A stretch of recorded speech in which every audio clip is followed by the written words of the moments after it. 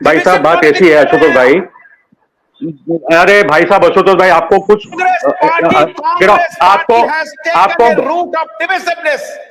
जरा भी नहीं है, एकदम झूठी बात है, आपकी बेबुनियादी बात है, क्योंकि आपको पहले, अरे आपको पता ही नहीं इशू यार, आपको इशू ही पता नहीं है। 1973 में इंदिरा गांधी कहती है कि हमें ऐसा लगता है कि जात को मिटा देना चाहिए। सुनिए ये कांग्रेस पार्टी की धतकर्म, सुनिए आप कांग्रेस पार्टी का धतकर्म सुनिए। आपका ब्राह्मणवाद सामने आ रहा है, आपका जाति को मिटा देना चाहिए, आपका ब्राह्मणवाद सामने आ रहा है, खत्म कर देना चाहिए, आपका ब्राह्मणवाद सामने आ रहा है। आपको मैंने तब भी बोला था कि मैंने ओबीसी का काउंटिंग कराओ। This is the Congress party. अरे ओबीसी, ये ओबीसी की जनगणना होनी चाहिए, ओबीसी की जनगणना होनी चाहिए। यू टेल मी, अरे भाई आप अभी के बारे में आशुतोष भाई, आपका ब्राह्मणवाद, आज आपका ब्राह्मणवाद सामने आ चुका है, जो मैं प्रकाश भाई को बोलता था, आज आपका ब्राह्मणवाद सामने आ चुका है। आज आपका आज का ब्राह्मणवाद आपका सामने आ गया। आ गया बहुत अच्छी हो गई, प्रकाश भाई आ गया पूरा सामने। हाँ, अरे भाई पाठक नहीं, आपकी ब्राह्मणवादी लाइन सामने आ गई आपकी। ओ अरे यार ये बेवकूफ आदमी है भाई प्रकाश भाई, आपने जिसके साथ ये मैंने आपको पहले बोला था, पूरा सामने आ गया, ये बहुत बड़ी बात है। अभी हम लोग पहले स्टैंड पे आते हैं, बाद में ओबीसी आरक्षण के बाद में बात करेंगे। राजीव गांधी ने तो ओबीसी आरक्षण के विरोध किया था, ओबीसी आरक्षण पे राजीव गांधी ने विरोध किया था, मैंने उस टाइम राजीव गांधी का विरोध किया था। आज बीजेपी से लेकर सब पार्टीज ये लाइन पे आ गई कि ओबीसी को आरक्षण मिलना चाहिए, क्योंकि देश का 50% कास्ट जो 15% है वो 50% लेके बैठा है, तो आपको रिसोर्सेज बांटे होंगे तो आपको ये करना पड़ेगा। तो आपको आरक्षण के लिए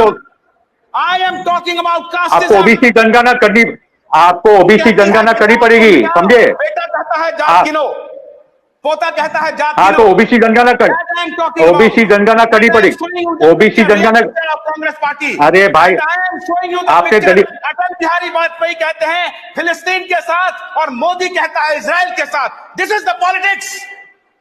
एग्जैक्टली नाउ ये आपका ब्राह्मणवाद, आप ब्राह्मण होते हैं कोई प्रॉब्लम नहीं है, ब्राह्मणवादी होना प्रॉब्लम है, और आपकी कास्ट की समझ की भी बहुत सीमा है, मैंने तब भी आपको बोला था। और मैंने आपको वो भी बोला था कि सब पत्रकार सब एंकर क्यों ब्राह्मण है, तब बोला यार मैंने तो कभी पता नहीं था।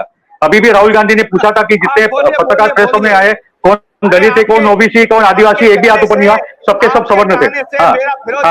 आपके कहने से मेरा चरित्र हनन नहीं होने वाला है, खुली किताब हूँ। नहीं तो आपके बोलने से कुछ नहीं होता, क्योंकि आपकी बहुत, अरे आपको कुछ पता नहीं है आशुतोष भाई। अरे भाई आपको पहले स्टैंड पे बात करनी, पहले स्टैंड पे बात करो, पहले स्टैंड पे बात कर दो यार, पहले स्टैंड पे बात करिए। If you will blame me, I will blame you. I am not that kind of guy who will shut mouth. No, you can blame. You can blame. My history is very clear. My politics is very clear. मेरे को You are not criticizing Palestine. You are not criticizing. Israel is the occupation power. Israel, Britain को और India, Britain और India में आप किसको criticise करेंगे? जब ब्रिटिश हम पे कब्जा किया था तो आप ब्रिटेन की वाह करोगे? जब ब्रिटेन ने हम पे कब्जा कराया था तो आप ब्रिटेन की वाह करोगे, इंडिया की बुराई करोगे? अमेरिका ने वियतनाम पे कब्जा किया था। अब बात सुनते नहीं है ना दूसरे की, 1 घंटे तक आप बोले लेकिन नहीं आप नहीं सुनते, नहीं दे रहे। मैं आपसे, अरे मगर आपने मुझे कंप्लीट ही नहीं करने दिया, आप मुझे कंप्लीट करने दो भाई। विनोद भाई, You were giving my testimony to Prakash Ji. What can you tell me? अरे I am giving your testimony. मैं प्रकाश जी, यस, क्योंकि जो भी ओबीसी जन आगे आपका चेहरा सामने आ गया, आपका चेहरा सामने आ गया भाई, आपका चेहरा सामने आ गया, मुझे कोई परेशानी नहीं है, वो छोटे मोटे प्रॉब्लम होते रहते हैं, आपको सुधरना पड़ेगा। मैंने आपको भी पहले भी बोला था, जाति के सवाल पे कोई समझ नहीं है, पैलेस्टाइन के सवाल पे कोई समझ नहीं है, तो आप जरा सुनेंगे तो अच्छा होगा। और ब्राह्मणों को ये सुनना बहुत मुश्किल होता है कि उनको लगता है ब्राह्मण नहीं, आप ब्राह्मणवादी हो, या यू आर नो, आप पाठक नहीं हो, ओबीसी भी ब्राह्मणवादी हो सकता है। नहीं उसके लिए नहीं बोल रहा हूँ, आपके विचारों के कारण ब्राह्मणवादी ओबीसी हो सकता है, दलित भी हो सकता है, मुस्लिम भी हो सकता है जी। मनुवादी ब्राह्मणवादी आप हो, लिबरल हो, मगर आप हो, ठीक है, क्योंकि आपने जो ओबीसी जनगणना का आपने विरोध किया है, हाँ, आपने जो ओबीसी जनगणना का आपने ओबीसी जनगणना का जो विरोध किया है ना, रसिया इंपीरियल आपको नहीं दिखता है, रसिया इंपीरियल नहीं दिखता है, क्योंकि अरे यार प्रकाश भाई, वहाँ आप डिबेट वहां हो जिनका कोई ज्ञान हो यार। के साथ खड़े हो जाते हैं, लेकिन यहाँ आपको इजरायली जो है इंपीरियलिस्ट नजर आ जाता है। मैं हैरान हूं। अरे दोनों का बहुत अलग, अरे बहुत अलग है। के लिए भी तैयार नहीं है आप, और आप मुझे ब्राह्मणवादी कहते हैं। हमास का, अरे भाई आप इजराइल को, the root lies in the occupation, जिसके बारे में आप बात ही नहीं कर रहे। पॉलिटिकल सोल्यूशन होगा तो हिंसा रुकेगी। जो लोग कब्जा किए गए हैं वो अपनी लड़ाई लड़ेंगे। It's as simple as that. आपको इसलिए तो वो सब बोल रहे ना। नहीं, मैं ये कह रहा था आपसे, मैं ये सिर्फ पूछ रहा था कि फिरोज भाई ये बताइए, ये जो असली झगड़ा है वो एक धार्मिक झगड़ा है, ये क्यों ऐसा नहीं है? नहीं है, अरे वो बनाया गया भाई साहब, ये धार्मिक झगड़ा बनाया गया है। ये नहीं, ये मूल निवासी मूल बातों को ध्यान में नहीं रख करके आपस में बैठ करके क्या सहिष्णुता पूर्वक, शांति पूर्वक समाधान नहीं हो सकता है? जो ये हजारों हो सकता है, हो सकता नहीं, ये 2,500 साल की लड़ाई नहीं है। 1917 वर्ल्ड वॉर 1 की बात है। मूल निवासी जो थे वो जू भी थे, क्रिश्चियन भी था, मुस्लिम भी था। वो मूल निवासी थे जो 2,500 साल नहीं 10,000 साल से रह रहे। कैनानाइट पॉपुलेशन, जेबूसाइट, इडोमाइट से ये पैलेस्टाइन वाला तो मामला बाद में है। ये मूल निवासी सोल्यूशन, यस, क्या करना चाहिए? वेरी सिंपल सोल्यूशन है। वेरी सिंपल सोल्यूशन है जो अराफात मान चुके थे, जो अरब लीग सन 2000 में मान चुकी है, जो यूनाइटेड नेशंस में 1967 में यूनाइटेड नेशंस के रिजोल्यूशन में आ चुका है, जो 1948 में भी करार में आ चुका है, और खासकर 1967 में इसलिए बोल रहा हूं क्योंकि उसके बाद तो 2 राष्ट्र का बात ही हो गई थी कि 22% ईस्ट जेरूसलम, वेस्ट बैंक और गाजा फिलिस्तीनी होगा। ये बाद में अराफात माने, हमास भी मान चुका है। हमास का भी एक स्टेटमेंट दे सकता हूं जो उन्होंने कहा कि ठीक है हम लोग 2 राष्ट्र के लिए तैयार है। Okay, now the point comes कि ये कौन नहीं मान रहा है। मैं आपको नेतन्याहू के बार वीडियो दिखा सकता हूं, एरियल शरोन को भेज सकता हूं। वो बोलते कि कोई भी पैलेस्टीन राष्ट्र बनने वाला ही नहीं है। अभी जब नेतन्याहू यूनाइटेड नेशंस गए थे 1 हफ्ता पहले, 10 दिन पहले, उसे क्या मैं बताया था? द न्यू मिडल ईस्ट, जिसमें इजराइल, सऊदी अरेबिया, कुवैत वगैरह है, इसमें पैलेस्टाइन का, गाजा, वेस्ट बैंक कुछ था ही नहीं। ठीक है, एक आप उनका पूरा जमीन लेना चाहते हैं, दूसरा आप उनका मस्जिद तोड़ना चाहते हैं, तीसरा आप उनके खेत जलाना चाहते हैं, आप उनका घर बुलडोज कर रहे हो। आपने गाजा में 20 लाख लोग को जेल में बिठा दिया है। तो ये प्रेशर कुकर फूटने वाला था, ये जेल कभी ना कभी टूटने वाला था। ठीक है, ये जेल टूट चुका है।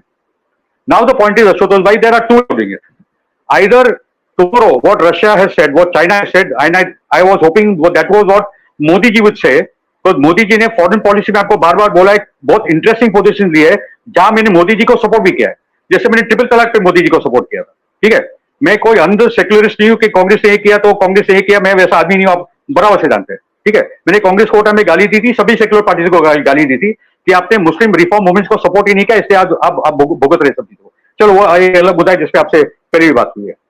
So now the point is, Ashutosh bhai, what Modi ji should have said, what Russia and China have said, and what the majority of the countries of the world have said. Cuba ने भी वही बोला है कि ये लड़ाई रोकना है तो इसको सीज फायर करो। आप यूनाइटेड नेशन सिक्योरिटी काउंसिल में, ये जब 7 अक्टूबर को हुआ तो यूनाइटेड नेशन सिक्योरिटी काउंसिल में तुरंत मीटिंग हुई, और वहां क्या बात हुई? अमेरिका ने यह बात बोली कि जो हमास ने सिविलियंस को मारा है उसको सबको कंडेम करना चाहिए। रशिया और चाइना ने बोला कि इजराइल ने जो जिसको मारा है उसको भी कंडेम करो। अमेरिका बोला नहीं, वो नहीं कंडेम करेंगे। मैं तो दोनों को कंडेम करता हूं। जो सिविलियंस हमास ने मारे हैं, जो सिविलियंस इजराइल ने मारे हैं, मैं बार बोल रहा हूं ये सब विक्टिम्स है। ये हम लोग, ये सिविलियन लाइफ जिसकी भी जाती हो उसको हम लोग कंडेम करते हैं, वो क्लियर करते पोजिशन। ये तो मैं वहां भी जाके बोलता हूं, ठीक है ना। दूसरी बात है, मतलब वो यूनाइटेड नेशन सिक्योरिटी काउंसिल में वो पास ही नहीं हो पा रहा है, वो प्रस्ताव ही खत्म हो गया, अमेरिका वहां फेल हो गया। और हम लोग देख रहे कि दुनिया का एक विभाजन है। विभाजन वो भी नहीं है कि मेजोरिटी और माइनॉरिटी वगैरह वगैरह। इंटरनेशनल कम्युनिटी क्या है? ये बार जो क्लिंटन, ओबामा, कभी ट्रम्प, कभी ये बाइडेन, इंटरनेशनल कम्युनिटी क्या है? फ्रांस, ब्रिटेन, अमेरिका, कनाडा, उससे ऑस्ट्रेलिया वगैरह वगैरह इंटरनेशनल कम्युनिटी है। बाकी का तो ग्लोबल साउथ से बिजर, ये हम लोगों ने देख लिया। Now the point is Ashutosh भाई कि what is the solution as you saying? Solution I told you 3 times before also, cessation of hostilities, number 1, ये जंग खत्म हो जाए। उसके बाद यूनाइटेड नेशंस के रेजोल्यूशन 242 जो है मिनिमम, जो मैं आपको बोल रहा हूं कि ईस्ट जेरूसलम, वेस्ट बैंक और गाजा आप दे दीजिए पैलेस्टाइन को, वहां इनका स्टेट बन जाए। इजराइल इतना पावरफुल स्टेट है कि वो कोई कल जाके आपको कुछ करेगा वो, और एक मिलिट्री अग्रीमेंट हो जाए दोनों के बीच में, और इंटरनेशनल रशिया और अमेरिका गारंटी दे दे इजराइल और पैलेस्टाइन को कि भाई आप साथ में जियोगे, सभी रीजनल कंट्री दे दे, ईरान, सऊदी, फौदी, अरब लीग, इस्लामिक कंट्रीज, सब गारंटी दे इजराइल की अभी 2 राष्ट्र का निर्माण हो गया, वो आपका ये इनका है, मामला खत्म। ओके, मगर मामला कहाँ अटका है आशुतोष भाई? मामला कहाँ अटका है? और वो वापिस जाऊंगा मैं ग्लोबलिस्ट एजेंडा को लेकर, क्योंकि ब्रिटेन ने ऐसी ऐसी चीजें छोड़ के रखी है कि वहां अमन आता ही नहीं है। और मामला अटका है 36 एकड़ की जमीन पे ईस्ट जेरूसलम में, जहां ये अल अक्सा मस्जिद और कुब्बतुस सकरा खड़ी है। अभी इसके इतिहास पे जाते हैं 536 बीसी में, 586 बीसी में, जो जब किंग डेविड, और ये भी आपको पता होना चाहिए कि जो हिब्रूज और जूज आए वो भी बाहर से आए थे, इजिप्ट वगैरह से, वो वहां के मूल निवासी नहीं थे, वहां मूल निवासी थे, वो मूर्ति पूजक थे, नेचर वर्शिपर्स थे, कैनानाइट्स थे, अलग अलग ट्राइब्स के थे, और ये लोग ने बाहर से आके वहां से कब्जा छोड़ दिया। तो वो तो पुरानी इतिहास है, वो तो तब चलता रहता था। किंग डेविड ने एक किंगडम बनाई, उसका टेम्पल ऑफ सोलोमन, क्योंकि उसके बेटे सोलोमन ने वो टेम्पल को कंप्लीट किया। पहली बार वो जो टेम्पल ऑफ सोलोमन तोड़ा गया, वो किंग नेबूकदनेस्सर ऑफ बेबीलोन ने 586 बीसी में तोड़ा, ये आपको पता है, 586 बीसी में। इसके बाद ये टेम्पल ऑफ सोलोमन वापस बना। बाद में 70 AD ने रोमन एम्पायर ने तोड़ा। इसमें इस्लाम मुस्लिम दूर दूर तक का लेना देना नहीं, ये इनका तोड़फोड़ में। और ये जो जगह पे टेम्पल ऑफ सोलोमन था, उसके बाद वहां कुछ था ही नहीं। क्रिश्चियंस के लिए वो जगह को कोई अहमियत नहीं थी। मगर इस्लाम आने के बाद प्रॉफिट मोहम्मद की जो कहानी है कि जो the night of the mirage, okay, उसको लेकर बाद में एक जो अलग सा मस्जिद और कुब्बतुस सकरा बनती है। अभी मुसलमान ने कुछ तोड़ा नहीं, इस्लाम ने कुछ किया नहीं, मगर वो एक स्टोरी चालू हो गई कि इसके नीचे हमारा हैकल सुलेमानी है, वो हम लोग जगह लेकर आएंगे। अभी हम लोग कहां फंसे आशुतोष भाई समझिए। और आप और मेरी पीढ़ी ने एक पिक्चर देखा था, the Omen in the book of revelations. Okay, जो बुक ऑफ रेवलेशंस है, क्रिश्चियंस का मानना है कि जीसस क्राइस्ट तभी आएंगे जब एक एंटी क्राइस्ट आएगा, बराबर। मतलब अमिताभ बच्चन आने के पहले एक शक्ति कपूर आना चाहिए। तो क्रिश्चियंस के जीसस आने के पहले एक एंटी क्राइस्ट आएगा। अभी आप हैरान होंगे कि एंटी क्राइस्ट कौन है? ये एंटी क्राइस्ट होगा जूइश मसीहा,